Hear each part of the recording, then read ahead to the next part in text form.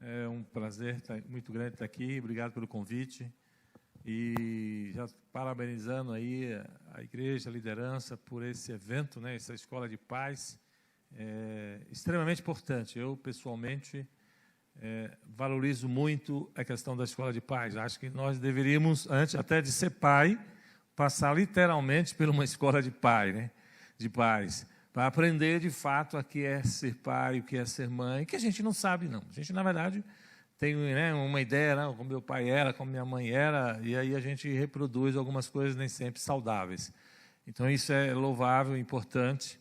E pensando também, é claro, na família, que é a base da nossa sociedade, a base que dá sustentação a qualquer sociedade, né? Então, é importante essa preocupação, e a gente está aqui, eu e minha esposa, a Marli, estamos aqui.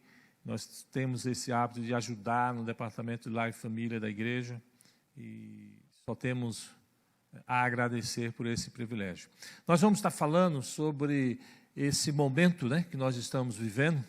Então, você que está aí nos assistindo, em casa, né, de repente está também no carro, não importa onde você está assistindo, vocês também que estão aqui presencialmente, nós vamos falar sobre relacionamento conjugal. A gente não vai falar sobre relacionamento pais e filhos, que é uma coisa importantíssima também, mas antes até da gente falar de pai e filho, é importante a gente falar do casal, né? Porque a base de sustentação desses filhos é o casal. Nós vamos estar olhando para esse momento também que nós estamos vivendo, né? Nós estamos vivendo um momento difícil, um momento de crise, um momento de pandemia, né? Onde fomos pegos de surpresa, ninguém estava preparado para uma coisa dessa, mas aqui estamos, e temos agora que estar nos preparando para isso. É óbvio que a gente precisa entender esse momento de crise, né? Antes de falar do casal, vamos falar da crise. A crise serve para quê? A crise, normalmente, ela tem uma função de desestruturar a gente, né? Ela vai desestruturar. E a gente não gosta de crise, a gente quer manter tudo sob o controle e na zona de conforto. Então, é isso que a gente faz questão, né, de se manter nisso. E é óbvio que a gente não dá para também ficar em crise o tempo inteiro, porque aí você se desequilibra, né? Mas é importante a crise na vida do ser humano, pelo menos que a gente conhece aqui nesse momento ainda pós-pecado, né? Porque a crise dá um chacoalhão, a crise faz a gente repensar algumas coisas, né? A crise faz a gente olhar para algumas coisas. E essa crise, especialmente, fez com que a gente olhasse, né? Olhasse para quê? Você que está nos assistindo, você está aí em casa, né? Você, a sua família, você, a sua esposa, você, seus filhos, você, né, a sua sogra, dependendo da composição familiar que você esteja, né? Mas não importa. Essa crise fez o seguinte, olha, vai todo mundo ficar em casa e vai ficar em família, né? Se você tem família. E aí? Agora eu tenho que ficar em casa. Ficar em casa com a família, pessoal, você que está nos assistindo, vocês estão aqui também, o que é que vocês acham? É uma bênção ficar em casa, ter tempo para estar com a família, com os filhos, com a esposa, com o maridão? Não, maravilha? Olha, é tudo que a gente sonhava, não era tudo que a gente queria? Tempo para ficar com a esposa, com o esposo, com os filhos, né? A gente sonhava em ter tempo, porque a gente falava assim, não tenho tempo, é uma correria, a gente não tem tempo, quer até sair, a gente programar alguma coisa, mas não tem tempo, a gente não tem tempo para conversar. E agora, de repente, né, essa pandemia faz a gente ficar dentro de casa com algum tempo para se conhecer, né? E aí tem uma questão assim, se você não trabalhou isso antes, a crise vai cobrar de você, né?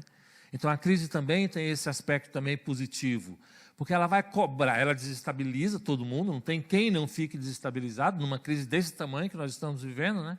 Então, não precisa se sentir culpado, né, porque está desestabilizado. Faz parte aí, todos nós nos desestabilizamos, uns mais, outros menos, mas todos se desestabilizaram. E se você não se desestabilizou, você já está com problema, né? Porque deve estar ignorando todo o processo de crise, né? Porque a crise está acontecendo e não tem como não ser afetado por isso. Então, pensa numa coisa, a crise também está trazendo a ideia do seguinte, como é que é o relacionamento antes da crise, né? Você conversava, você tinha esse hábito de falar, você tinha esse hábito de se relacionar, porque agora a crise está fazendo você ter mais tempo junto, né? Ter mais tempo. E agora eu não sou muito de conversar, ou quando a gente conversa é para conversar sobre problema, né? E aí eu sou daquela pessoa que eu estou descobrindo que a minha mulher faz as coisas diferentes de mim, ou meu marido faz as coisas diferentes de mim. E aí isso está me irritando. Eu já tenho o processo, né, desestabilizante da crise, né, que eu estou preocupado com o meu trabalho, eu estou preocupado com a grana, eu estou preocupado com a saúde, eu estou preocupado com algumas questões, e aí eu começo a perceber que ele não está fazendo aquilo que eu gosto, da maneira que eu gosto, né? E aí a gente começa a criar conflitos, né? E entender que o conflito é bom, porque o conflito está revelando a gente, né? Está revelando o que está acontecendo. Eu acho que Deus, na sua misericórdia, Ele permite, né? Não que Ele está aí trazendo vírus para ninguém, mas Ele permite, porque se Ele também quisesse que isso não acontecesse, Ele também teria poder para isso, né? Mas Ele permite também porque talvez Ele esteja querendo dar uma olhada mexida na família, né? E eu, como trabalho com família, eu percebo que a gente precisa mexer muito, né? A gente estava numa zona de conforto muito grande. E pensa numa coisa assim, o que desestabiliza a gente? A gente tem duas estruturas afetivas básicas, né? Uma é o amor. É o que faz fazer os vínculos, né, se tornarem mais saudáveis. Outra é o medo. Então a gente precisa saber como é que estão as nossas relações, fundamentadas no amor ou fundamentadas no medo. Antes mesmo da pandemia eu pregava muito e mostrava que a gente, na verdade, estava muito mais focado no medo do que no amor. A gente tinha uma relação muito mais fundamentada no medo. Eu tenho medo de, se eu fizer, meu marido não gostar. Eu tenho medo que, se eu fizer falar isso, meu marido vai falar aquilo. Eu tenho medo do meu pai, porque meu pai é bravo. Se eu não fizer como ele quer, ele fica nervoso. Então, as relações foram muito fundamentadas no medo. E aí é complicado, porque quando a gente está numa situação como a nossa, onde tem uma situação de perigo real, o medo automaticamente vem, né? Então, se você já se alimentava do medo, mais a situação de perigo, então o seu medo hoje está no potencial a 10, né? Depender de cada um aí. Então, é muito medo. E o medo tem uma característica muito ruim, porque o medo vai fazer você pensar em você mesmo, né? Você não pensa mais no outro, você não está mais preocupado com o outro, você está preocupado com você, com a sua sobrevivência. Se a gente pegar uma história de um casal aí, né, que a gente conhece muito, que é Adão e Eva, na situação que eles passaram, que foi uma situação de crise, a primeira situação de crise que Adão e Eva passaram como casal, foi exatamente quando eles romperam com Deus. No momento do rompimento com Deus, tinha aí uma condenação de morte, existia um perigo real, agora, morte. Então, agora imagina aquele ser humano movido pelo medo, como é que ele se comporta? Veja bem, agora eu tenho um homem que tinha uma função de proteger a mulher dele, de cuidar da mulher dele, amar a mulher dele. Agora ele é movido pelo medo, e o medo está numa proporção muito exagerada. E o que acontece? Ele então pensa só nele. Aí ele começa a ter atitudes extremamente egocêntricas, extremamente egoístas, né? E aí quando Deus aparece e pergunta, meu amigo, o que está acontecendo na sua família? Por que está essa confusão na sua família? E ele, sabedor que existe uma condenação de morte, ele diz assim, olha, se tiver que morrer, morra minha esposa. Foi ela que fez essa coisa. Então só tem que matar ela. Mata ela, que eu não tenho nada a ver com essa história. Então, você entendeu quando o medo é complicado no casamento? Porque se você está sendo movido muito pelo medo nesse momento, você vai pensar em você, não vai pensar no seu companheiro ou na sua companheira. Aí as suas atitudes serão extremamente egoístas, né? Você será um indivíduo que está mais preocupado com você mesmo do que com o outro. E isso é complicado, né? A gente precisa rever esse processo. Então, eu preciso o quê? Para tirar o medo, a Bíblia diz que, quando lá, se eu não me engano, é em 1 João 7,18, aonde tem o amor, lança-se fora qualquer temor, né? Então, isso é importante. Então, a gente precisa ter amor. Então, o que a gente precisa, e algumas pessoas falam na questão da ansiedade, né? A ansiedade hoje, a base da ansiedade é exatamente o medo, né? Quando você tem um medo exagerado, o medo de que o futuro não vai ser bom, o medo de que amanhã você vai ter fome, o medo de que amanhã você vai morrer com o coronavírus, o medo de que amanhã você não esteja vivo. Então, isso gera um nível de tensão violento, e aí você tem os vários transtornos de ansiedade que acompanha a gente aí nesse processo. A solução para tirar esse medo exagerado é a gente se sentir amado. Quanto mais você se sentir amado, mais seguro você se sente, consequentemente, diminui a sua insegurança. Então, no casamento é a mesma coisa. Então, nesse momento, né, a gente precisa entender desse elemento que é o amor. Então, vamos pegar agora, são 4 elementos importantes para a gente lidar com esse processo, né, de diminuir os conflitos, ou pelo menos tornar os conflitos mais saudáveis, né? A gente diz o seguinte: o amor tem 4 elementos presentes. O primeiro elemento presente é que quem ama, cuida. Quem ama, cuida. E eu vou trazer como referência a Deus, porque nós somos cristãos, nós acreditamos, né, em Deus, e Deus é amor. Então perceba que no momento da criação, que foi uma demonstração de amor, né, Deus está criando a família dele, Deus está criando os filhos dele. E a gente sabe que na hora de gerar filho, deveria ser feito num momento de muito amor, né? Porque é muito bom você, como filho, saber que você veio ao mundo fruto de uma relação amorosa entre seu pai e a sua mãe. Sua mãe e seu pai se amam tanto que naquela noite tiveram uma relação sexual que foi um amor só, e aí naquele dia você foi concebido. Olha que beleza. Não é bom isso? Agora, se esse negócio não veio com amor, é muito ruim para a gente, né?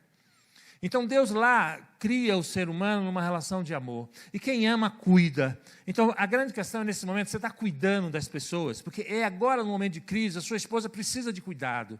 A sua esposa, de repente, está preocupada, está ansiosa, está medrosa. E aí você não está preocupado com isso, porque você não gosta de que ela fique ansiosa. Você não gosta que ela fique medrosa. Ah, deixa ele medo. Ei, deixa ele bobeira, fica pensando nessas coisas. Quando você fala isso, você está pensando em você não está pensando no outro. Quem ama, cuida o outro. Cuidar é saber o que está acontecendo com o outro e suprir a necessidade do outro. Pensa, quando Deus foi construir o ser humano, Ele constrói o ser humano num ato de amor. Então pensa, e aí Ele começa a construir o sol. Quando Ele constrói o sol, a lua, as estrelas, né, as árvores, os animais, Ele não está pensando nele. Eu não estou fazendo isso para mim ser beneficiado. Não sou eu que sou beneficiado, Deus, com isso. Eu estou fazendo o sol porque o sol vai fazer bem para o ser humano, vai gerar vitamina D, ele vai ficar entusiasmado, vai gerar endorfina, isso vai fazer bem. Então, quando você cuida de alguém, quando você está nesse momento cuidando da sua família, você está pensando no que faz bem, do que é saudável para a sua esposa, para o seu esposo, para os seus filhos, né? Então, é importante a gente não esquecer que cuidar é pensar no outro, mas naquilo que o outro de fato está necessitando. E se o outro está triste, ele precisa que você simplesmente acolha ele. Simplesmente que você ouça o que ele tem para falar.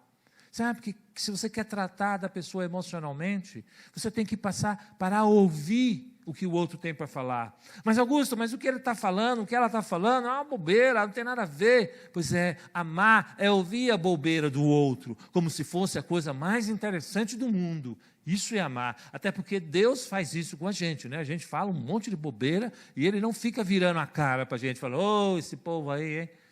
Então, quando você ama de verdade, você está querendo ouvir o outro, porque você sabe que você precisa cuidar do outro, né? Isso é cuidar do emocional do outro. As pessoas, nesse momento, precisam falar do como elas estão se sentindo. Hoje, a gente tem o sistema de ajuda via online, de telefone, videochamada, aumentou de uma maneira exponencial a procura por isso, porque pessoas estão sozinhas, mesmo casadas, porque ela não tem espaço para falar do que ela pensa, ela não tem espaço para falar do sentimento dela, ela não tem espaço para falar do medo, né? E aí fica complicado. E aí tem a questão dos homens, porque os homens têm uma dificuldade para falar, né? Eu não sei você que está nos assistindo, se você tem facilidade de falar. Mas, normalmente, nós somos criados numa cultura onde o homem não expõe os seus sentimentos, não fala do que está sentindo, né? E aí tem mais um atenuante, porque homem não pode ter medo. A gente é criado numa cultura extremamente machista, que diz que homem não tem medo, porque isso é coisa de mulherzinha, né? Mulherzinha que tem medo. Esse é o conceito. Então, como eu vou agora, num momento de pandemia desse violento, vou mostrar que eu estou com medo? Não vou, né? Porque senão eu vou colocar em xeque a minha masculinidade. E aí a gente tem um problema sério, porque alguns homens, como têm dificuldade de expressar a sua situação de insegurança, aí o que é que acontece? Para eu não mostrar que eu sou inseguro, que eu estou com medo, eu fico nervoso, eu fico bravo, eu grito, eu quebro as coisas, né? Ou então eu entro na minha caverna, fico lá, não quero saber, não, deixa quieto, não quero começar não. Mas fala o que você está contando. Não, quero começar, quero ficar quieto. Ou então eu vou para o meu videogame e fico lá horas e horas e você não entende porque o cara está lá, está morrendo de medo, coitado, por isso que ele está lá.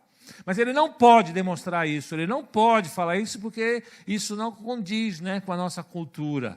E alguns mais violentos, né, isso a pandemia mostrou, aumentou o número de violência no lar. Homens que batem, que agridem, né, a sua esposa. Por quê? Porque é inseguro, está morrendo de medo, está assustado, e ele não sabe lidar com essa insegurança, ele não sabe expressar isso, não foi educado para lidar com isso e dizer, mulher, eu estou com medo, me ajuda. Estou muito assustado, estou inseguro. Ele não consegue falar isso. E aí complica, né? Porque agora eu preciso dizer para minha esposa, eu estou preocupado, estou meio, né, com medo. Talvez as coisas vão complicar e eu não sei o que fazer. E aí eu preciso do apoio da minha esposa, da minha companheira. E, entendeu? E isso não me deixa fraco. Isso não me deixa fraco, menos homem. E eu preciso, então, ter esse momento onde ela me acolhe. Porque eu também preciso ter uma companheira que me acolhe, né? E não uma companheira que diga, que isso, rapaz? Fica aí com medo? Não, deixa disso. Você tem que ser forte. Não, eu preciso de uma companheira que diga, não, fica tranquilo. É assim mesmo. A gente fica com medo mesmo. Mas é normal. Vai passar. Então, a gente precisa ter esse processo, né? Para poder trabalhar. Isso é cuidar, né? Quem ama, cuida. Cuidar é fazer o outro se sentir bem, é o outro estar brilhando, é o outro estar num bem-estar. E aí, na questão emocional, essa questão do ouvir, né? Ouvir no sentido também de acolher, sem julgar o que o outro fala, sem criticar o que o outro fala. A gente tem algumas dinâmicas que a gente faz com casais, em terapia de casal, e você manda eles conversarem e ficar 10 minutos conversando sobre um assunto, e cada um vai falar sobre aquele assunto, só que o outro só vai ouvir, e vai ouvir atento, sem criticar, sem julgar. E é muito rico essa experiência, porque quando acaba a experiência, você pergunta, como é que você se sentiu? As pessoas normalmente dizem assim, nossa, eu pude ser eu. Olha, é muito bom poder ser eu, né? E perceber que o outro me acolhe, o outro não me rejeita, o outro não me agride, né? O outro não me coloca à margem do processo. Então, isso é muito bom. Então, quem ama, cuida. Cuidar é fazer com que o outro cresça, se desenvolva, né? E se transforme numa verdadeira obra de arte. Nesse momento de pandemia, cuidar do outro é trazer estabilidade emocional para o outro. Nós estamos emocionalmente instabilizados, com instabilidade. A nossa instabilidade emocional está muito grande, então você tem que cuidar. E aí eu faço uma coisa importante, nesse momento, a gente fazer uma observação para a figura masculina, né? Porque nós precisamos, a figura masculina hoje, crescer no processo. O homem está dentro de casa. A casa não é o local dele, normalmente, né? Não é o campo de ação dele. Não é o local que ele faz sucesso. Né? Ele aprendeu a ter sucesso fora de casa. Ele aprendeu a ter sucesso lá longe, e não em casa. E agora ele tem que fazer sucesso dentro de casa, e ele não sabe, né? Ele está meio que perdido. Porque dentro de casa, ele não sabe o que fazer. Então, a grande questão agora, ele reproduz aqueles que estão trabalhando em casa, ele reproduz aquele que se fecha no local dele, não quer nem que as crianças apareçam. Uns estão assustados porque aprendeu agora, descobriu que tem filho, né? Opa, descobri que tem filho, porque o filho começa a perturbar, quer brincar, quer entrar no seu trabalho. E é assim, filho é assim. E criação de filho não é para a escola, para professor. Criação de filho é de pais, né? É pais que criam filhos, mas a gente terceirizou, colocou lá para a escola, para os professores, professor que se vire, que dê informação, que passe para ele com educação, caráter, essas coisas todas. E aí até mesmo na igreja, né? Porque também eu não preciso nem explicar sobre Deus para ele, porque tem gente que vem para a igreja, não tem uma escola na igreja? Tem escola na igreja para criança? Tem, não tem? Então a gente deixa também para os professores ficar lá cuidando lá da espiritualidade das crianças. Então a gente terceirizou. Então, a figura masculina não sabe que ele, como homem, deveria também ajudar a mulher no processo de educação de filho. Educação de filho é coisa de homem, de pai também. Você precisa entender esse processo. Então, você tem que estar lá junto com o seu filho, né? Estabelecendo esse processo de educação também. Não é só uma atividade da sua esposa. Outra coisa, a casa não é uma atividade essencialmente feminina, né? Porque a casa é uma atividade do grupo que está morando na casa. Quem mora na casa? O pai, a mãe, os filhos. Né? Então, é uma atividade que todos têm. Quem tem mais tempo, ajuda mais. É só isso. Se a mulher tem mais tempo, ela ajuda mais. Se o homem tem mais tempo, ele ajuda mais. Mas é uma atividade coletiva, né? A gente não tem essa noção. E aí a gente perde a noção de cidadania, né? É por isso que talvez, como o Brasil, a gente não tem esse conceito de cidadania. Quer dizer, se tem um papel ali no chão, eu como cidadão digo, esse problema é de quem jogou. Não, esse é o problema do pessoal da limpeza, que vai passar aí e vai pegar. Não é meu. Como eu não aprendi isso dentro de casa, né?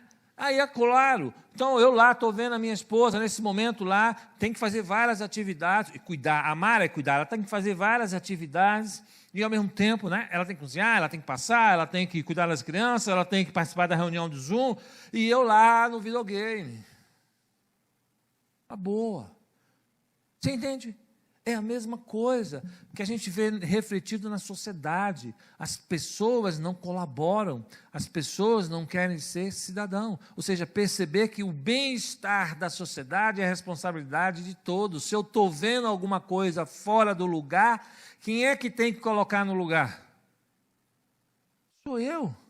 Se eu estou vendo, tem uma disponibilidade, eu vou lá e coloco. Então, se eu estou vendo que a minha esposa está precisando de ajuda, eu vou lá e coloco. Isso é uma demonstração de amor pela família, pela comunidade, pelo bem-estar da comunidade, né? Então, eu como homem, eu tenho que me reprogramar nesse momento de crise, né?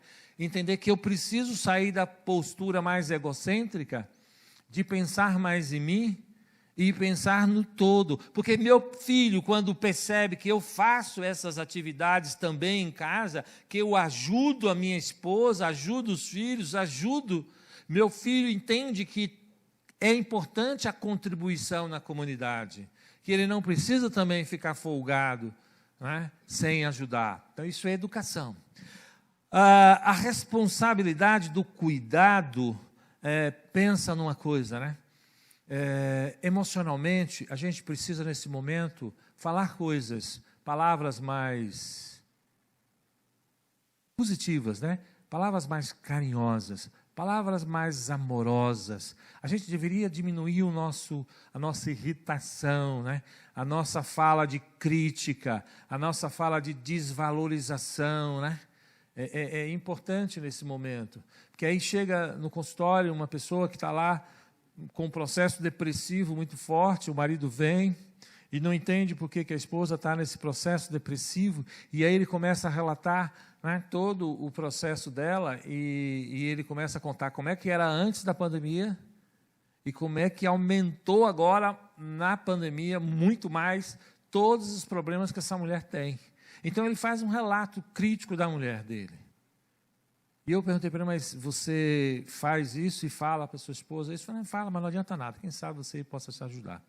E aí eu comecei a pensar, né, puxa, casado com uma pessoa dessa deve ser fantástico, né? Alguém que olha para você e só vê as suas falhas, só vê o que você não faz legal, só te critica, só te desvaloriza. E no momento que a gente está de fragilidade emocional, eu ter alguém que ainda te coloca mais para baixo, não dá. Você vai acabar com o outro, você acaba com o seu casamento, você acaba com a pessoa que está do seu lado. Nós estamos agora num momento muito fragilizado. Então eu preciso que a minha mulher me coloque muito mais coisas que têm a ver de me valorizar, colocar mais para cima. E eu fazer a mesma coisa com ela. Eu preciso cuidar dela emocionalmente, falar coisas boas. Ah, mas ela tem esse defeito. Não é um momento de falar sobre isso. Esse momento da crise é um momento da gente regar amor. Ou seja, algo que faça o outro se sentir bem. Como é que eu sei que eu estou amando a minha esposa? Quando eu falo e faço algo que faz bem para ela. Isso é amar. E amar é também dizer para minha esposa quem ela é, positivamente e não negativamente. Toda vez que eu estou querendo mostrar para minha esposa, o meu esposo, quem ele é ou quem ela é, negativamente, eu não estou amando. Amar o outro é dizer para o outro quem o outro é. Que ela é bonita, que ela é inteligente, que ela é capaz, que ela é corajosa, que ela consegue ajudar. Apesar de ela tem defeitos, eu também tenho defeitos. Então, amar o outro é poder ver as qualidades que o outro tem, apesar de, e não desde que. Então, isso é importante, isso é cuidar. Então, pensa que Deus cuida do ser humano pensando no outro. Então, as coisas que eu faço, não faço para mim. Isso é importante. Esse não é o momento de você pensar em você. Pense no outro. Está acontecendo muita coisa interessante nessa crise, né? Eu tenho recebido muitos casais que entraram no processo de crise, necessariamente não porque o casamento estava ruim, mas porque desestabilizaram. Todo mundo fica desestabilizado. Você desestabilizou e pensa, quando você se torna, entra em contato com uma situação de perigo muito grande, o medo vem e você se torna mais egoísta. Então, dá uma desestabilizada. E tem gente que também está tendo a oportunidade de olhar porque realmente estava coisa errada. E aí está revendo esse processo. E as pessoas estão pedindo ajuda.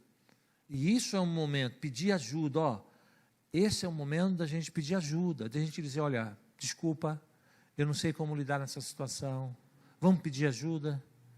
Esse ato de humildade da minha parte, dizer, olha, eu estou nervoso, eu estou muito desestabilizado emocionalmente, eu não sei o que eu faço, vamos pedir ajuda. Então, é necessário nesse momento pedir ajuda. Isso é cuidar e ser cuidado, né? Isso é importante. Então, quando a gente cuida, a gente está amando as pessoas. Mas não adianta só cuidar. Eu preciso também suprir a necessidade do outro, né? O que o outro está necessitando nesse momento? O que o outro necessita? O outro está necessitado agora de eu lidar com essa situação de segurança. Então, vamos lidar com a questão de segurança. Ele está lidando com o medo dele, vamos lidar com o medo dele. Não dizendo, oh, você não pode ter medo. Não, ele está com medo, vamos lidar com o medo. Ele está triste, vamos lidar com a tristeza, vamos lidar com a insegurança, é com o que está no momento, né?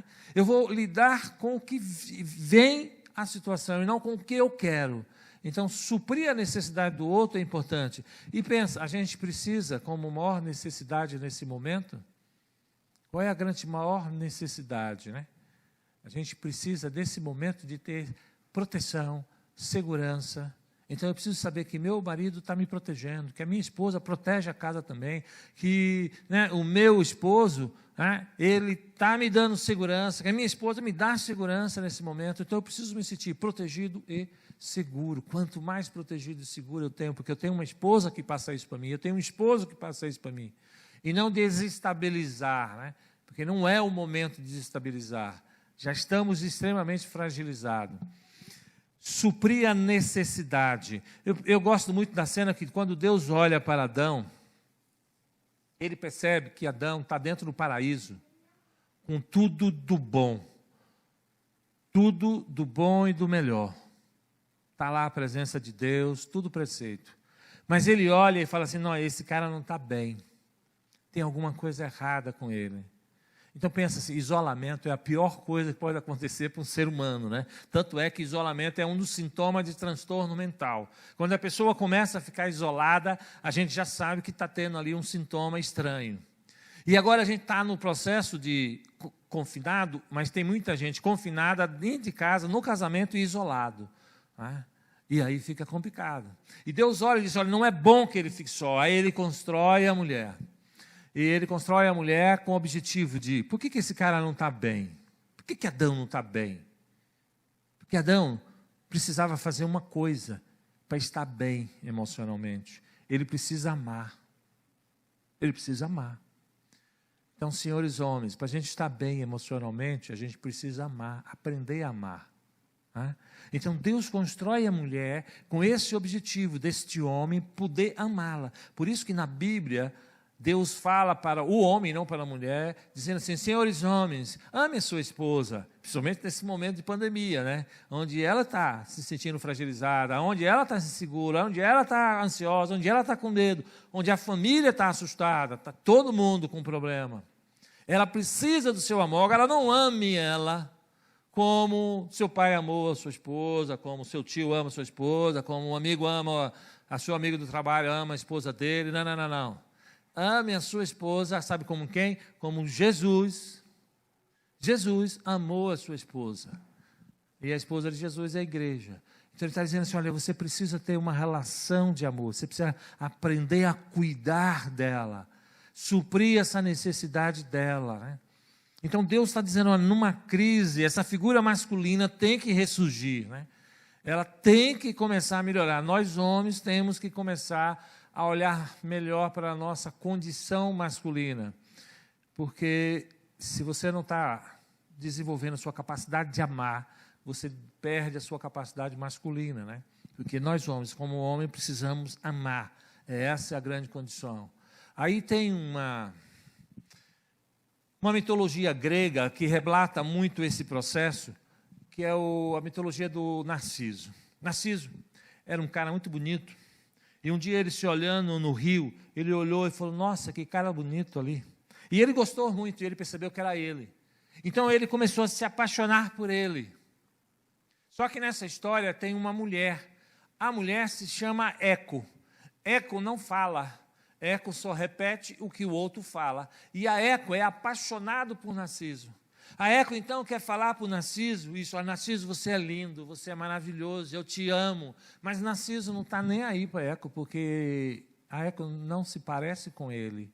A Eco não pensa como ele, não dirige como ele, não tem o gosto que ele tem, não resolve as coisas como ele resolve, não faz as coisas como ele faz. E aí, sabe o que acontece? Ele não olha para a Eco, não valoriza a Eco. A Eco, então, começa a ficar triste, porque ela não consegue expressar esse amor que ela tem pelo Narciso. E aí, você sabe o que acontece com ela?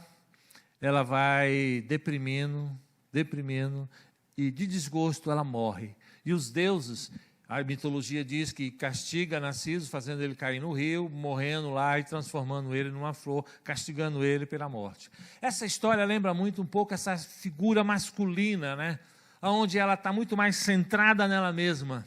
Ela está pensando que o outro tem que ser igual a ela, ou a mulher não tem que pensar igual a você, ela não tem que agir como você, ela não tem que gostar do que você gosta, ela não tem que ter o mesmo sentimento que você tem. E principalmente nesse momento de pandemia, ela é ela. E você deveria valorizar ela, exatamente por ela ser ela, por ela ser a mulher que você tem.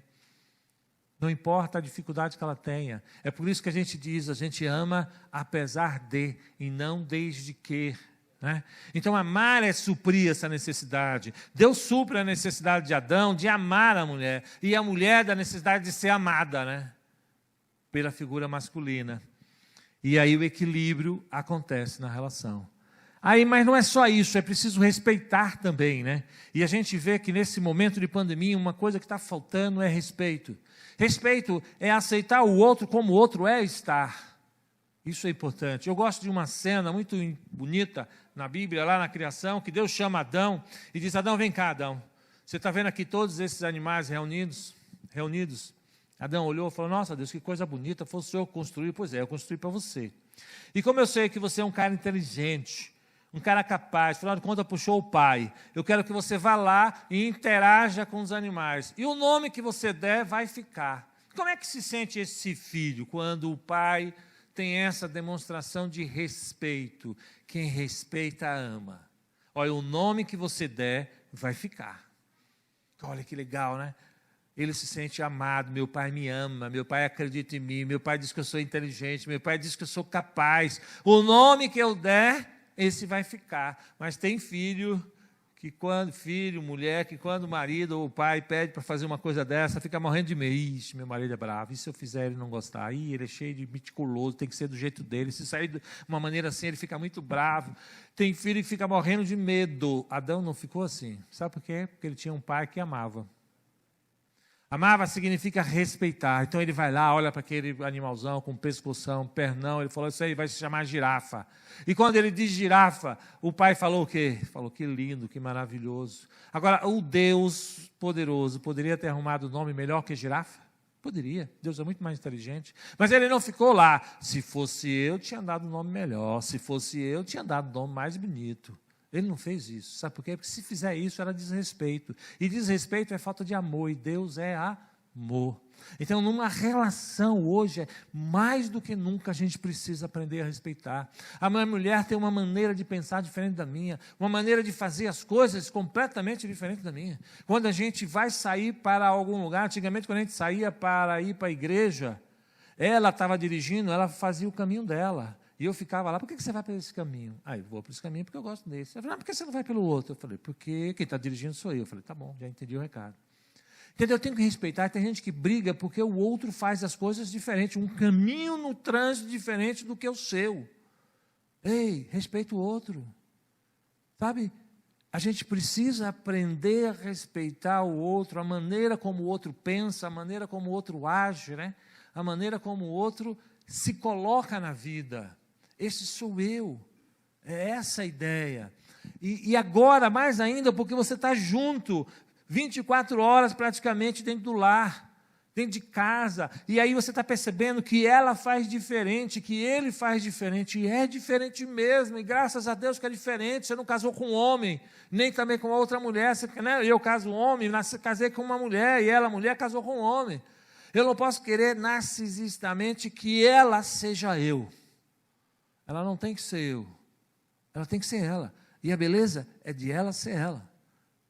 Agora, ela vem, né, junto com coisas que de repente pode ser que eu não goste, que eu acho que não tem nada a ver, mas isso não estamos falando aqui de princípio, né?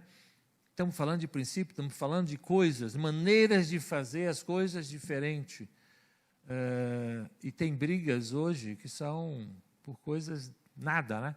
Então, tem gente que briga no consultório mesmo. Olha, Augusto, fala para ela que você tem que, na verdade, o chinelo tem que colocar debaixo da cama. Não, o chinelo tem que colocar do lado da cama. E qual é o certo? De lado ou debaixo da cama? Nenhum dos dois, é o que você quer. Tá? Não, põe no armário, pode ser. Põe debaixo, põe em cima. Se o outro gosta do cima, deixa em cima. Se o outro gosta do lado, deixa do lado. Isso não é mandamento, não está escrito lá no mandamento. Então a pessoa vai lá, lava a louça dela do jeito dela. Aí vai o marido, lava a louça do jeito dele. Ela dá o maior esporro no marido. Olha, isso não é jeito de lavar a louça. Olha, você deixou a louça toda bagunçada. Como assim bagunçada? O que é uma louça arrumada? Para mim, louça arrumada é assim, assim. E para o seu marido, o que é uma louça arrumada? Para ele é assim, assim, assim. Então, você casou com quem? Com o seu marido, não com você mesmo. Então, quando você pede ele para lavar a louça, ele vai lavar de que jeito? Do jeito dele. Ei, vamos respeitar? Ele tem um jeito dele. Mas Augusto é muito bagunçado, mas é o jeito dele. E você casou com ele. Entendeu? Eu tenho que amar o outro apesar de, e não desde que. E nesse momento, a gente está tendo muito conflito, muito atrito, em função do quê? Em função do desrespeito, né? A gente não está tendo o respeito adequado pelo outro, e a gente precisa aprender a respeitar. Respeitar o outro é aceitar o outro, né? Como o outro é estar. Isso é importante. Eu costumo dizer assim que, para a gente saber se um marido respeita uma mulher, é só mandar o marido ensinar a mulher a dirigir, né? Se ele passar no teste, ele está lá com a capacidade de respeitar. Porque nesse momento, ele quer que ela dirija do jeito dele. E ele se irrita, fica nervoso, bravo, porque não é do jeito dele. Pensa, pessoal, relacionamento é a dois, eu e o outro, sabe? Eu e o outro. Então, no relacionamento a dois, eu preciso saber que eu preciso me conhecer e conhecer o outro. E eu não posso anular o outro. Porque se eu anular o outro, eu acabo a relação. E tem muita relação a dois que, na verdade, é relação a um. O outro se anula para você. E isso não é uma relação a dois. Isso é uma relação a um. Eu estou acabando com a existência do outro. E tem gente que não, eu vou me anular. Tem que, se eu não me anular, Augusto, ele fica bravo, ela fica brava, eu tenho que me anular. Não. Entendeu? A relação é a dois. Deus quer que duas pessoas se juntem. E aí a gente vai se formar uma só carne. O que é se formar uma só carne? É eu aprendendo com ela, entendeu? Tem coisas que eu aprendi da minha mulher que eu achava esquisito, que eu achava, né, estranho. Então eu estou aprendendo com ela e ela aprendendo comigo. Então, quanto mais ela aprende de mim e eu aprendo dela, a gente vai se tornando uma só carne. E aí o casamento acontece quando tem o famoso nós. Existe nós no seu casamento? Existe? Agora, então, se existe, você fala para mim o seguinte: que atividade você tem hoje que é nós? Fora ter ato sexual, né? Porque para ter relação sexual tem que ser nós, né? Não dá para fazer, apesar de alguns quererem fazer sozinho. Mas o ato sexual saudável é feito a nós. Fora o ato sexual, que coisa você faz nós? Nós. Então, que coisa você tem? Que momento você tem? E a gente mede o casamento, quanto ele é saudável ou não, mais saudável, menos saudável, pela quantidade de nós que existe no casamento. Nós gostamos de tomar banho junto. Puxa, é um nós. Nós, quando gostamos de fazer uma comida, um prato que é nosso, nós vamos para a cozinha e a gente faz o nosso prato. Você tem esse momento? Nós tomamos um banho junto, nós fazemos um prato junto. Não é você ir para a cozinha e fazer o prato. Não, é nós na cozinha fazendo o prato. Nosso. É nós saindo para caminhar. Não é você caminhando e ela atrás, tem que correr atrás da que você já tem aí uma condição física melhor e ela está lá. Não é isso. É vocês dois juntos, sabe, caminhando juntos. E tem marido que fica irritado. Não, Augusto, não gosto de fazer isso não, porque aí eu gosto de caminhar rápido e ela não acompanha. Então, isso não é nós, isso é você que quer caminhar. Estou falando atividade nós, que nós andamos juntos, de mão dada, e começamos a caminhar, olhar para a caminhada, conversar sobre a vida e perceber que nós gostamos de fazer isso junto. Tem nós na sua vida? Quanto mais nós tem, e para ter nós, eu preciso aí respeitar o outro, né? Porque, sabe, o próprio caminhar, como é que eu vou caminhar nós se eu gosto de andar rápido? Ei, não é com você que você está caminhando com o outro, ó, o outro caminha devagar, o outro não tem o mesmo pique que você. Então vamos nós, aí eu diminui meu pique e vou com nós. Isso é importante no processo, né? A relação requer isso, você perceber que tem alguém aí e que esse alguém tem que ser validado, esse alguém tem que ser respeitado. Quem ama, cuida, quem ama, supre a necessidade, quem ama, respeita. E para fazer tudo isso, né? Quem ama precisa conhecer o outro.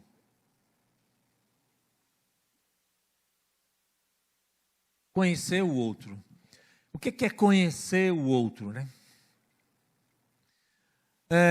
Eu fico pensando, na criação, Deus, ele vinha todo dia conhecer Adão e Eva, uma demonstração de amor. Diz a Bíblia que na viração do dia, ele estava lá, presente. Então, para amar tem que ter presença, né? Então, não dá para amar à distância. Então, antes da pandemia, a gente achava que amava à distância. Não, eu passo o dia inteiro trabalhando, volto só de madrugada, durmo, mas ela sabe que eu amo. Não existe isso. Amor é presença. Aí Deus permite essa pandemia e, a partir daí, Ele diz, agora vocês têm que estar presente. Presente, porque não dá para amar na onipresença. Tem que ter presença. E porque a partir daí você precisa conhecer o outro. Ó, você lembra? A relação é eu e você. Eu preciso me conhecer. Eu preciso me conhecer. Por que eu preciso me conhecer? Eu preciso saber que eu sou nervoso. Né? Olha, eu sou nervoso mesmo. Né? Eu preciso conhecer que eu tenho uma atitude egoísta e que eu não posso ter essa atitude no casamento. Porque casamento é abrir mão do seu egoísmo, é pensar no outro. É fazer o outro feliz. É de fato pensar no outro. Né? Então, eu preciso olhar para mim isso. Eu sou muito meticuloso, eu sou muito organizado. Eu não gosto de gente, eu gosto de ter muita gente em casa. Então, você vai se conhecendo, e aí você, ao mesmo tempo, você conhece o outro. O outro não gosta de muita gente, o outro já é mais quieto, o outro... Então, agora, como é que eu faço para conviver com esse outro que é diferente, sem anular o outro? Olha que coisa, esse é um casamento. Porque eu tenho que me conhecer, conhecer o outro e estabelecer um equilíbrio na relação para que a gente possa estar bem, sem anular o outro. E aí, no caso, eu como figura masculina, eu tenho a obrigação de fazer a minha mulher feliz, e ela tem a obrigação de fazer eu feliz. Quer dizer, a obrigação no sentido de você tomou a decisão, né? Você, quando casou, tomou essa decisão de amar. Então, a partir do momento que eu vou fazê-la feliz, então eu percebo o seguinte, eu gosto de muita gente, mas ela não gosta. Então, não adianta eu querer ter muita gente se ela não gosta, porque eu estou satisfazendo a mim mesmo e não satisfazendo ela. Eu gosto de ficar quieto no meu canto. Tem gente que está feliz da vida com o isolamento, porque não quer mesmo conversa com ninguém. Faz parte da estrutura dele. Mas o outro não. O outro quer ter pessoas, o outro quer conviver. E como é que eu faço? Então, eu tenho que aprender a lidar com essa realidade, né? Amar é conhecer, e conhecer significa conversar. Você tem que falar de você que está nos assistindo. Você querer perguntar para as mulheres também aqui, que estão aqui e as que estão nos assistindo. Você sabe qual é a brincadeira que o seu marido mais gostava de brincar quando ele era criança, quando tinha lá seus 6, 7, 8 anos? Você sabe a brincadeira que ele gostava de brincar? Então, se não sabe, é porque a gente não conversa muito, né, sobre a gente. Não é para conversar a vida dos outros, sobre o problema. É sobre você. Me conta a sua história. Como é que era essa história? Como é que você era? O que é que você gostava? O que é que fazia? Como é que era o seu relacionamento? E aí essa conversa, ela tem que existir, porque é a partir dessa conversa do outro, e aí eu preciso permitir que o outro fale, né? E aí quando eu vou permitir a minha esposa contar a história dela, eu não posso também julgá-la. Você lembra da questão do respeito, né? Eu não posso falar, não, mas você fazia isso, não acredito. Não acredito, você fazia, que absurdo. Ela não vai mais falar nada, ela vai se calar. Ela está sendo julgada, ou ele está sendo julgado. Então, o conhecer o outro é sem essa perspectiva de julgar, de criticar. A gente tem um período agora que a gente está vivendo que é fantástico, né? A gente conhecer. Será que a gente está usando esse tempo para se conhecer, para falar, para conversar, chamar os filhos e falar, vamos conversar com você, como é que era a sua mãe, seu pai, o vô, a avó, como é que era a história, como é que era a infância do seu pai, de onde é que seu pai veio, contar essa história em família, para que de repente as pessoas saibam quem é você. Isso é importantíssimo, porque amar é conhecer o outro. Não dá para eu dizer que eu amo alguém se eu não conheço a pessoa, né? Não dá para dizer eu amo a Deus se eu não conheço a Deus. Né? E não dá para dizer que eu amo a minha esposa se eu não conheço. E não conhecer não é 30 anos de casado. Eu conheço pessoas que estão 30 anos de casado e não se conhecem. Conhecem a vida dos outros, mas não se conhecem. Bem superficialmente. Então, esses são elementos para a gente olhar agora, que é importantíssimo para o equilíbrio. Porque a partir desse conhecimento eu posso ajudar a minha esposa, o meu marido. Então é por isso que o meu marido é assim. Agora eu descobri. A minha esposa, ela passou por essa dificuldade, então ela tem um pânico com isso aqui. Agora eu entendi. Então, sem poder conhecer, não dá para ajudar. E não é para julgar, né? Não é para julgar. É simplesmente ajudar. Que a gente possa usar, né, esse momento, é um momento muito rico, esse momento que nós estamos vivendo, para poder crescer. Então, essas são as reflexões que eu queria trazer hoje aqui. E agora a gente vai ter um momento de perguntas, né? Com a minha amiga aqui, que vai estar nos ajudando. Olá! Chegou a hora, gente. Chegou a hora da rodada de perguntas. E eu tenho aqui algumas já. O pessoal aqui do auditório fez algumas perguntas. E o pessoal que está em casa também. E nossa equipe colheu já essas perguntas. E aí, vamos lá. E eu tenho pergunta minha também, só não sei se vai dar tempo da gente perguntar todas, então eu vou dar preferência para o pessoal daqui. Depois você me responde no particular, se não der tempo. Então, vamos lá. Uma das perguntas que chegou foi o seguinte: como trabalhar os pontos negativos do meu cônjuge que nesta quarentena estão mais aflorados? E aí eu me pergunto, será que estão mais aflorados ou eu que estou percebendo mais, já que estou com ele a todo tempo? É contigo. Não, tem uma boa pergunta. Existe essa questão de estar aflorado em função da própria pandemia, a crise faz a gente se desequilibrar. Não se esqueça também que a crise faz você desequilibrar também. Então, a minha sensibilidade está muito maior, a minha tendência a exagerar é maior também, eu aumento muito mais, maximizo qualquer coisa. Mas pensa numa coisa assim, ninguém cresce com o negativo, a gente só cresce com o positivo. Então, na verdade, esse é o momento da gente reforçar o que tem de bom, né? E não reforçar o que tem de negativo. Complementando essa pergunta, tem outra falando assim, que isso tudo se potencializa pelo fato de morarem num apartamento pequeno. Como amenizar o estresse? E aí eu quero colocar mais uma pimentinha. Eu vou falar para vocês uma situação que acontece na minha casa, mas deve estar acontecendo na casa de um monte de gente. Eu moro em apartamento, temos uma criança pequena que está fazendo aulas em casa e eu e o marido trabalhando em casa. Então, assim, como respeitar o estresse chega, não tem jeito, é estresse para todo mundo, todos os membros da família. Isso. E aí tem uma questão assim, como que eu consigo fazer até a minha criança e eu mesma virar a chave e entender que aquele espaço e aquele momento são do trabalho e não confundir isso com o tempo e o espaço que é da família? Porque isso tudo gera um estresse também. Você não conseguir gerenciar isso. Poxa, mas eu estou precisando de uma ajuda agora, a outra pessoa está vendo e não está vindo aqui, está vendo que a criança está precisando de ajuda na escola, atividade da escola. E aí, só que eu tenho que, o cara está lá trabalhando, ou a minha esposa está lá, agora ela não pode, está num horário, está numa reunião e tal. Então, tudo isso eu acho que gera estresse. Como que a gente faz? Joga um pela janela. Sorte é que eu tenho rede de proteção no meu apartamento, senão já tinha todo mundo descido pela janela. Não, o estresse vai acontecer, porque é um momento de desequilíbrio. Mas o problema é que a gente tem uma tendência a se exigir demais, né?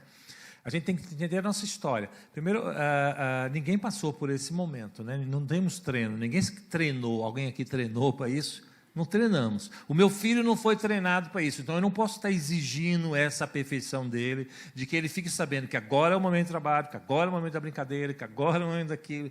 Eu preciso ter um mínimo de tolerância para o processo, né? Existe um caos acontecendo na qual a gente precisa trabalhar. O problema é a minha rigidez. Quanto mais eu sou rígido, eu estou querendo trazer o equilíbrio para um momento completamente caos, né?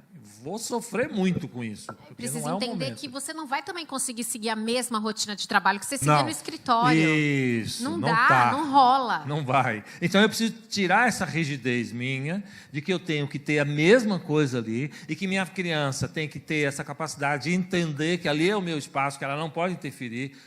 Tranquilo, deixa. Hoje, tranquilo, a gente já tem quantas reuniões que a criança entra, o chefe está lá, entendeu? E a criança está dizendo, vamos passear de bicicleta, pai. Aí o cara, você está agora veio trabalhar, está andando de bicicleta? Ele fala, não, está aqui. Quer dizer, isso faz parte do momento que a gente está vivendo. A gente não quer que isso faça parte. Não, mas peraí, não tem como, isso está um caos.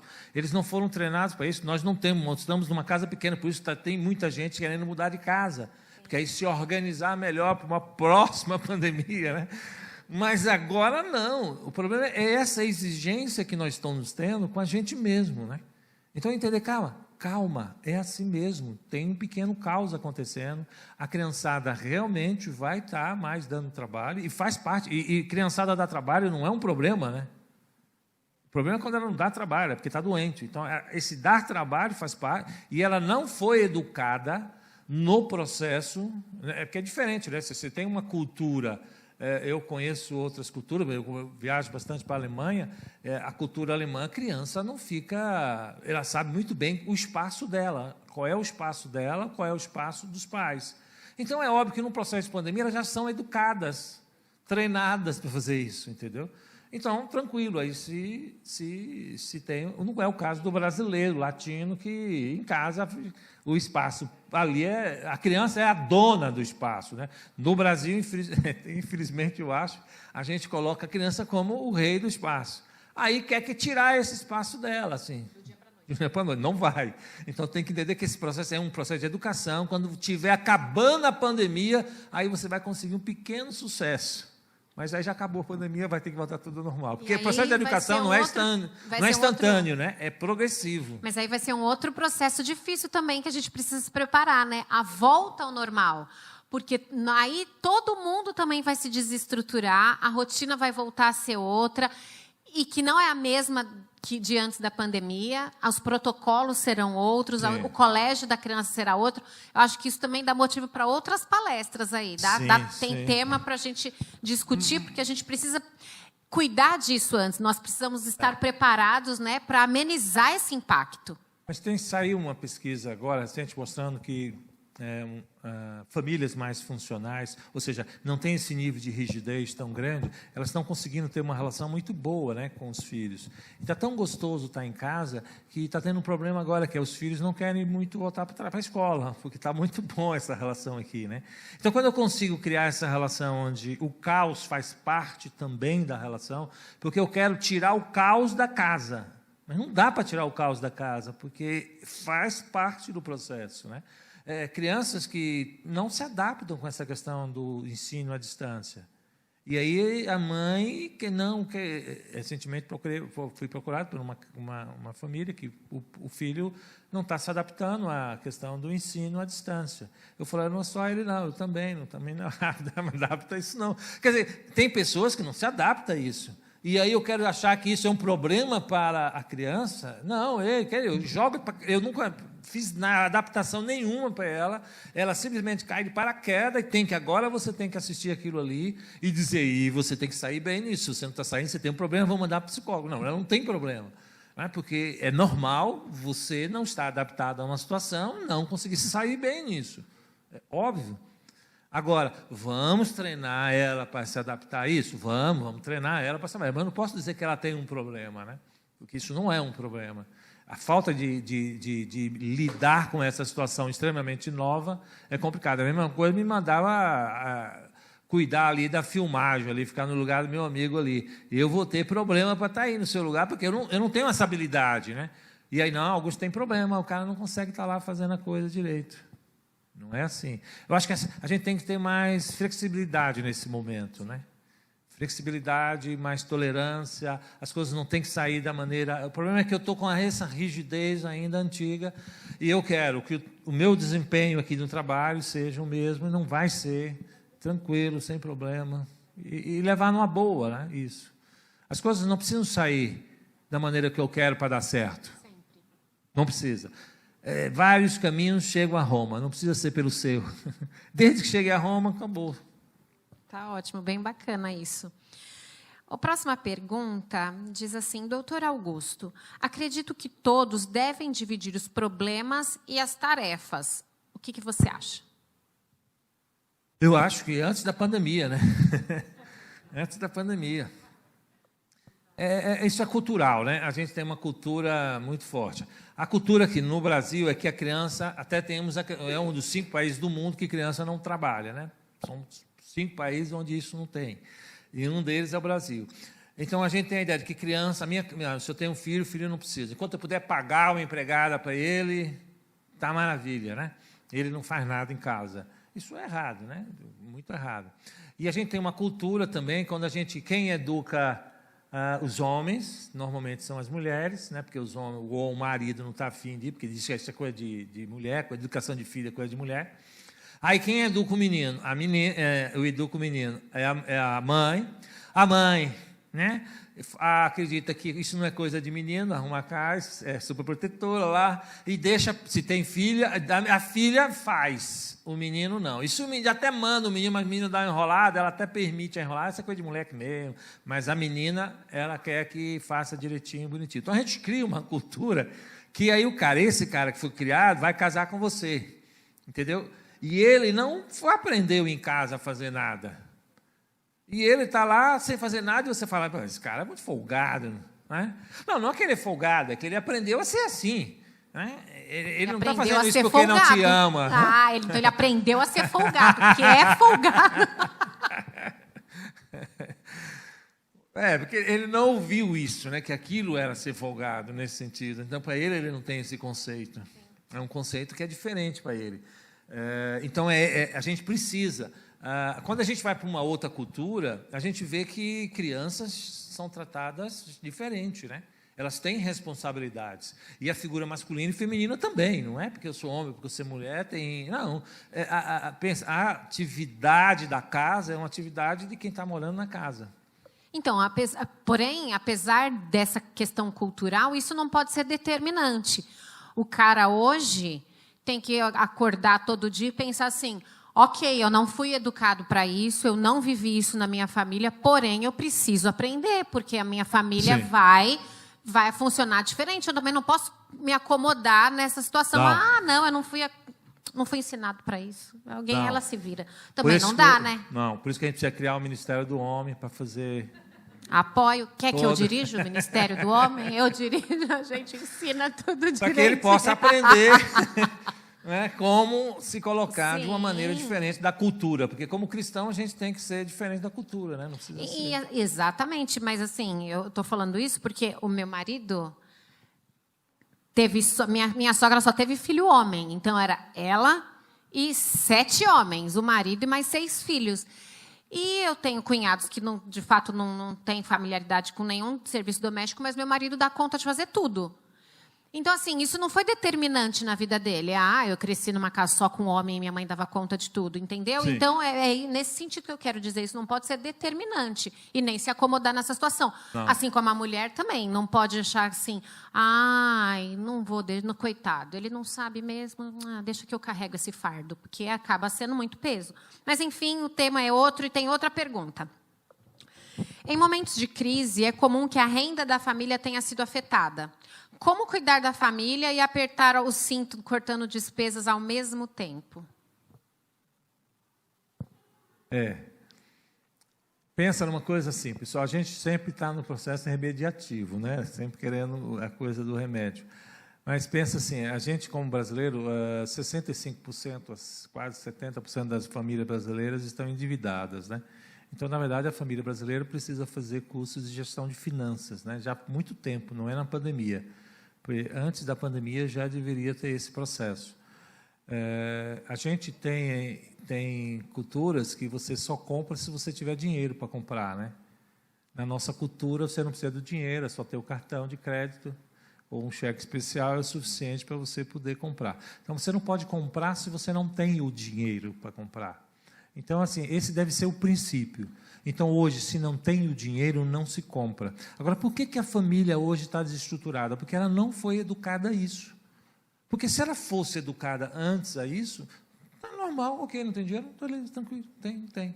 Entendeu? Então, esse é o princípio, eu lidar com tendo dinheiro, se compra, não tendo dinheiro, não se compra. Esse é o princípio econômico, né, que se tem. Só que, como brasileiro, a gente não é educado assim. Precisa melhorar bastante a nossa educação financeira, né?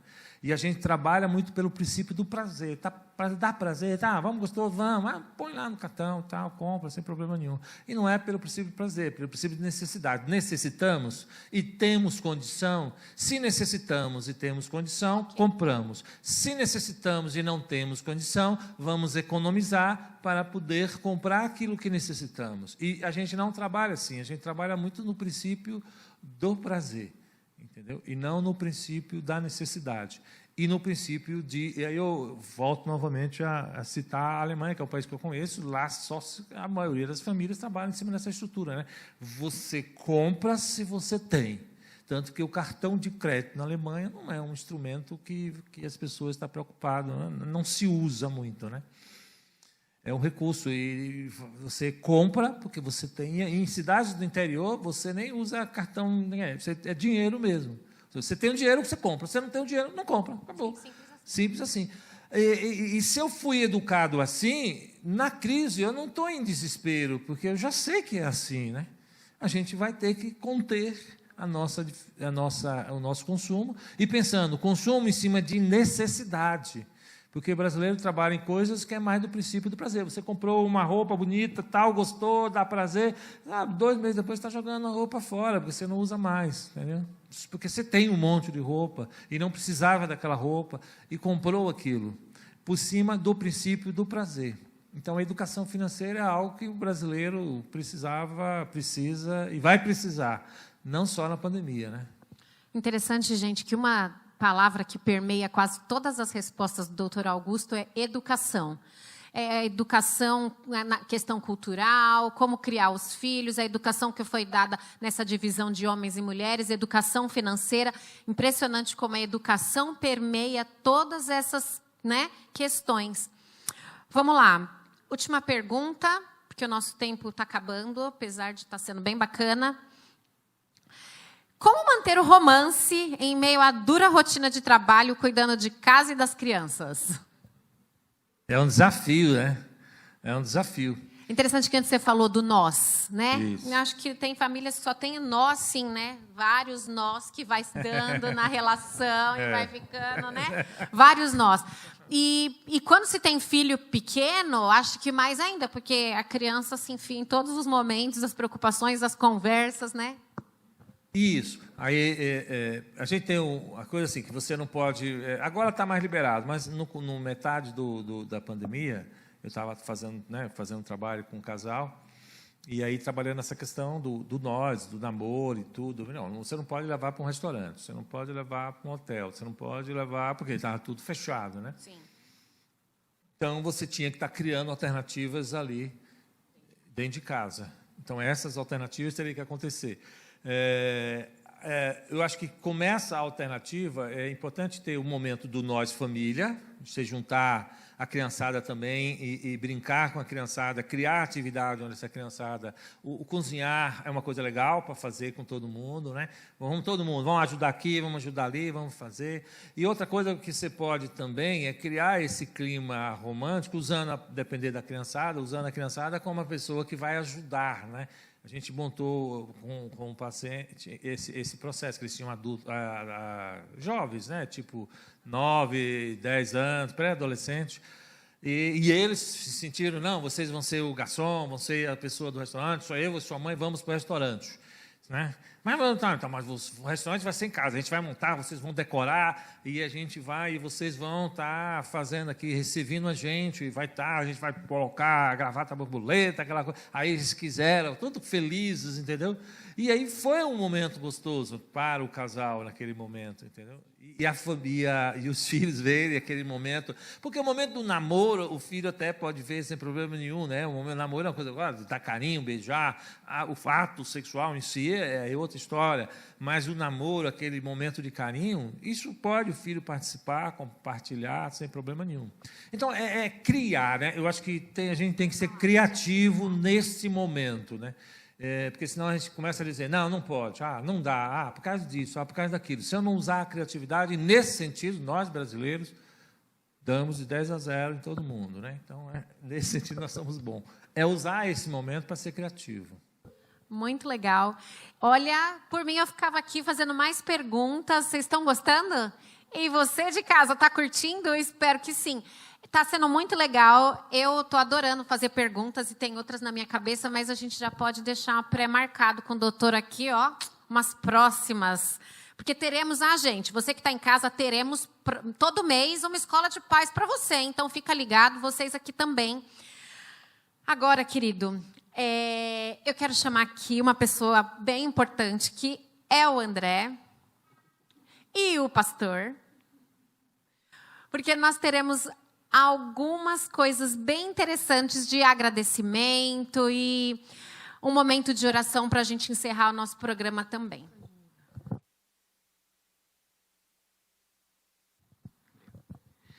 Doutor Augusto, em nome do Ministério Infantil da nossa igreja e do Clube de Aventureiros Tribos Kids, eu gostaria de agradecer imensamente a participação do senhor no nosso primeira Escola de Paz.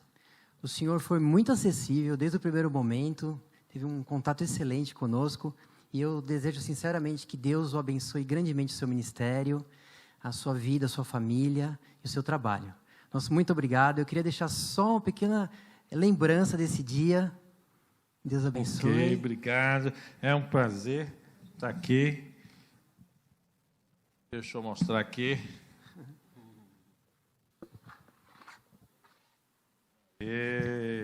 Aí, ó. Bonito. Gostei. Já vai ser usado. Eu quero agradecer também, agradecer aí o convite e parabenizar vocês, né? Eu acho que esse é um trabalho que é importante, necessário, que a gente possa falar assim, como pai, como marido, como esposa, como homem, como mulher, a gente não aprende isso. Não nasce assim, né? A gente aprende. E nem sempre a gente tem esse espaço para aprender da maneira correta. Obrigado por dividir o seu conhecimento conosco, doutor.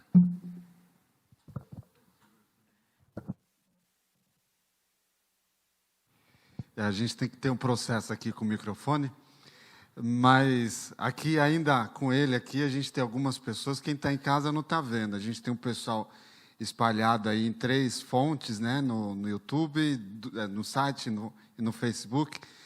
Mas eu vou perguntar primeiro para quem está aqui, valeu a pena vir aqui? Sim? Então eu vou perguntar de novo aqui, que aí vocês podem responder, vamos combinar, né? Responde audiovisualmente. Você que está em casa, que acompanhou em casa ou em outro lugar, nem todos estão em casa, é verdade. Valeu a pena ouvir o Augusto César hoje aqui? Escreve aí, foi bênção pura? Escreve aí, compartilha, deixa seu like. E no mês que vem, a gente tem Escola de Paz de novo. Em outubro vai ter Escola de Paz, até o final do ano, todo mês a gente vai ter. Agora, com ele aqui na frente, vocês acham que vale a pena a gente chamá-lo aqui para uma outra Escola de Paz? Vocês não estão ouvindo em casa, né? Estão ouvindo, tem um sim aqui, bem animado aqui. Querido amigo, é muito bom tê-lo aqui sempre, a casa está sempre aberta. A gente sabe, né? O André aí fez a ponte, o André é o diretor dos Aventureiros. Eu falei que esse ano ia fazer parte do Clube dos Aventureiros. Aí veio a pandemia, colocou uma água de gelo, mas o clube não parou, né? E a gente tem aqui, graças a Deus, feito muitas coisas, muitas atividades, mas pega esses conselhos que você ouviu hoje e aplique na sua vida. E eu pedi também para o Augusto César segurar aqui um pouquinho, porque eu gostaria de fazer uma oração, e essa oração que fosse, inclusive, por você, sua família, a Marli está ali acompanhando, conheço seus filhos, né? Eu sei que isso é algo que vocês procuram praticar no lar de vocês, né? Já tem uma filha casada, um filho que está aí no caminho, né? E cada um de nós aqui, que a gente também possa aplicar isso, são princípios que eu creio divinos, né? Do cuidado, a gente se inspirar no cuidado de Deus e assim cuidarmos daqueles que são mais importantes para nós, né? A nossa própria família. Então, podemos orar. Quem está aqui, se a gente puder ficar em pé para uma palavra de oração. Querido bondoso Deus, muito obrigado por esta tarde de sábado tão agradável, tão instrutiva. Obrigado porque o Senhor também trouxe até nós, Augusto César, até aqui, para compartilhar um pouco de sua experiência, do seu conhecimento conosco. E nós pedimos 2 coisas. Primeiro, que o Senhor abençoe não apenas a sua família, mas todos aqueles a quem ele ministra, seja pelo seu trabalho, seja na igreja onde é membro hoje. E o Senhor também possa abençoar a cada um de nós aqui, no sentido de que a gente aprenda a cuidar da nossa esposa, do nosso esposo, do nosso cônjuge, dos nossos filhos, e que esse cuidado seja um cuidado de amor, cujo o Senhor Deus é a fonte do verdadeiro amor. Dê a todos nós uma ótima semana em Cristo Jesus, nós oramos. Amém. Um grande abraço a todos, obrigado você que esteve aqui, conectado no Adventistas Tatuapé. Compartilha, deixe seu like, o nosso próximo encontro é quinta-feira às 8h da noite. A gente tem aqui o Bíblia Fácil Tatuapé. E logo depois também no sábado a gente tem mais um encontro, para quem está em casa aí, às 10h45. Mas convido você, se você puder, estar aqui também às 9h ou às 10h45. E a todos que vieram, ficamos muito felizes pela sua presença aqui. Uma ótima semana. Sintam-se abraçados por mim e por Jesus também. Grande abraço.